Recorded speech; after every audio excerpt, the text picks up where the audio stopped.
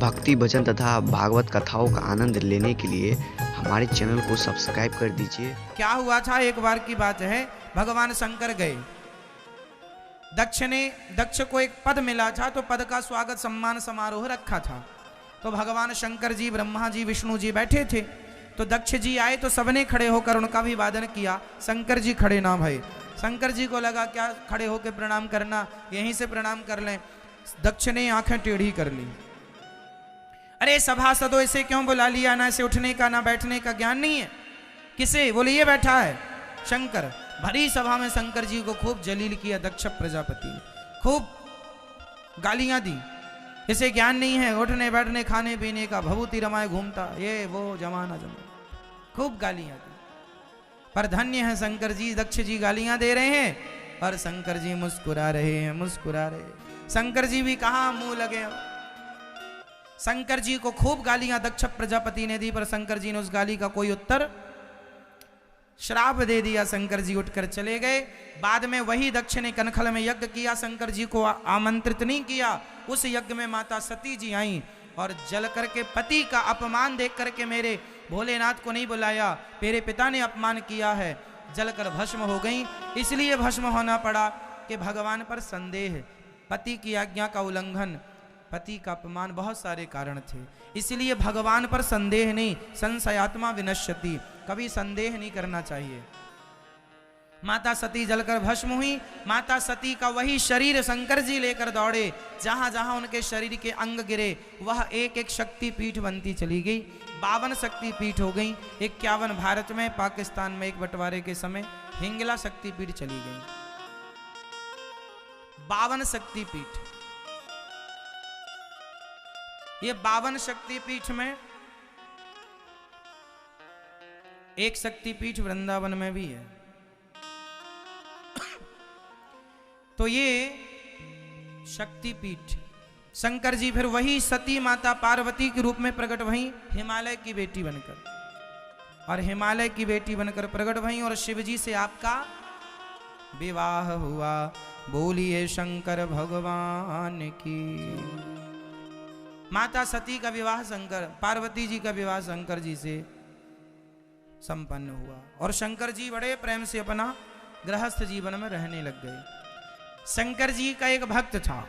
अच्छा, पार्वती मैया बगल में बैठी हैं, तो शंकर जी का एक भक्त था, वो शंकर जी की परिक्रमा लगाया करता था। एक दिन बगल में पार्वती जी बैठ गई, तो वो चींटी का रूप बना के शंकर जी के बगल से निकल के पार्वती जी की परिक्रमा नहीं लगाई। शंकर जी ने कहा, अरे भक्त, ये मेरी पत्नी अर्धांगिनी है, हम दोनों एक हैं। नहीं प्रभु, हम आपके पुजारी हैं, पार्वती जी के नहीं हैं। तो वो शंकर जी पार्वती और चिपक के बैठ गए। तो कहीं ना कहीं तो जगह बची। वो बड़ा मायावी भक्त था, वो कुछ भी बारीक सा रूप बना के घुस के निकल जाए और परिक्रमा लगा ले शंकर जी की। पर वो माता पार्वती को स्वीकार नहीं कर रहा था। शंकर जी ने कहा, क्या करें क्या करें क्या करें। शंकर जी ने समझाया, हम दोनों एक हैं, पर नहीं नहीं नहीं, नहीं। तो पर वहां शंकर ने कहा, अच्छा अब आप तो लगा परिक्रमा तेरी, देखें कैसे लगाता है। तो भगवान शंकर और पार्वती जी दोनों मिलकर एक हो गए।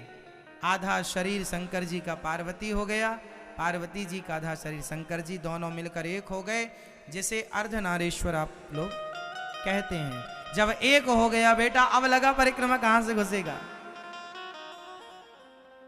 उसने कहा, प्रभु ये क्या माया है। शंकर जी ने कहा, बेटा हम दोनों दो नहीं एक तत्व हैं। राधा कृष्ण एक तत्व हैं, सीताराम एक तत्व हैं, ऐसे गौरी शंकर एक तत्व हैं, इसमें भेद नहीं मानना चाहिए। एक हो गए, तब से अर्धनारीश्वर का रूप भगवान शंकर ने प्रकट किया और ये भगवान का फिर विवाह हुआ। फिर कार्तिकेय जी का जन्म हुआ, गणेश जी का जन्म हुआ और ऐसी सेवाएं ठाकुर जी की, गणेश जी की। अच्छा देखो, शंकर जी आज भी केवल शंकर जी ऐसे हैं जिनके पूरे परिवार की पूजा होती है। राम जी के बच्चों की पूजा कहां होती है? लव कुश का मंदिर कहां है? भगवान श्री कृष्ण के पुत्रों की पूजा कहां होती है? कहां मंदिर है? पर शंकर जी के मंदिर में देखो पूरे परिवार बैठे पूरा यहाँ तक कि मोटरसाइकिल भी खड़ी है बाहर, इमरजेंसी हो तुरंत बैठ के नंदी महाराज पे चले। नंदी की भी पूजा होती है। भगवान शंकर जी के बगल में देखो पार्वती जी जरूर होंगी, फिर बगल में कार्तिकेय जी होंगे और सामने गणेश जी होंगे। बिल्कुल ठीक सामने टुकुर टुकुर देखते हुए कौन? नंदी जी। अभी काशी विश्वनाथ जी की पहचान नंदी जी ने ही तो कराई है ना। नंदी जी बहुत अहम भूमिका थी, हाँ या ना? उसी तरफ देख रहे हैं वो। संदेह हो गया कि भगवान शंकर काशी विश्वनाथ जी इस तरफ बैठे हैं और नंदी जी पीठ करके तो बैठ नहीं सकते, जरूर उसी तरफ होंगे भगवान, है ना। तो देखो नंदी भगवान इसलिए पूरे परिकर को रखते हैं साथ में, कब किसकी कहां जरूरत पड़ जाए। तो भगवान शंकर जी, अच्छा विषम परिस्थितियां भी शंकर जी के सामने है। शंकर जी का वाहन कौन है? नंदी। और माता जी का वाहन क्या है? क्या? दुर्गा जी मैया का वाहन, पार्वती मैया का वाहन क्या है? शेर। अब शेर और नंदी एक साथ रह सकते हैं? बड़े पुत्र का वाहन है मोर और शंकर जी के गले में है सांप। सांप और मोर की दुश्मनी, शेर और नंदी की दुश्मनी, और गणेश जी का वाहन चूहा और सांप, मतलब सब एक दूसरे के जानी दुश्मन है। अब सोचो कैसे शंकर जी का गृहस्थ जीवन चलता होगा। एक बार नंदी कांपते कांपते आए, हे भोलेनाथ बचाओ, क्या हुआ? अरे वो शेर देख रहा है, हमारी तरफ देख रहा है। तब शंकर जी पार्वती जी से कहते, सुनो देवी अपने वाहन को संभालो, हमारे वाहन को परेशान कर रहा है। एक बार चूहा घबरा गया, गणेश जी बोले क्या हुआ? बोले वो उतर रहा है नीचे गले से शंकर जी के। अरे उतरने दो उसे, वो उतर रहा, तू क्यों? बोले वो नीचे उतरा तो हम ऊपर गए। वो ऊपर ही रहे, अच्छा है। ऐसी स्थिति में भी भगवान शंकर का परिवार देखो, शंकर जी प्रसन्न है।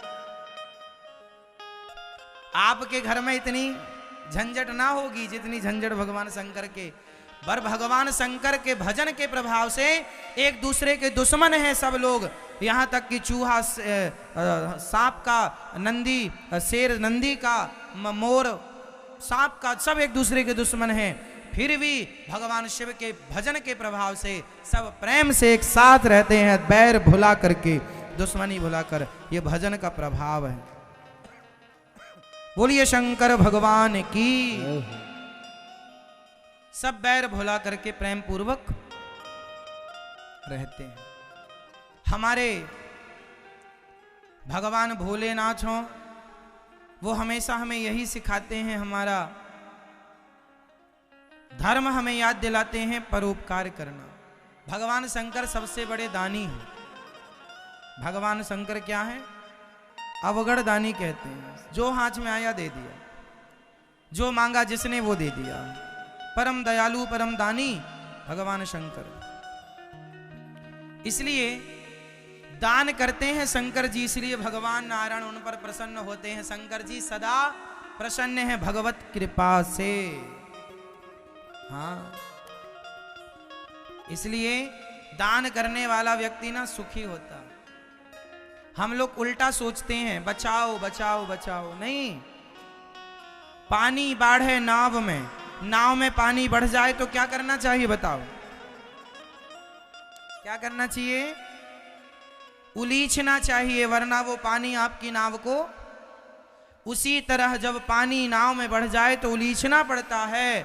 घर में दाम मतलब धन बढ़ जाए तो दोनों हाथ से दान पुण्य में लगाकर उलीच करके संतुलित कीजिए उस धन को, वरना वही धन आपको डुबा देगा। धन आवे तो सावधान हो जाइए, धर्म से जोड़ दीजिए, वरना धन।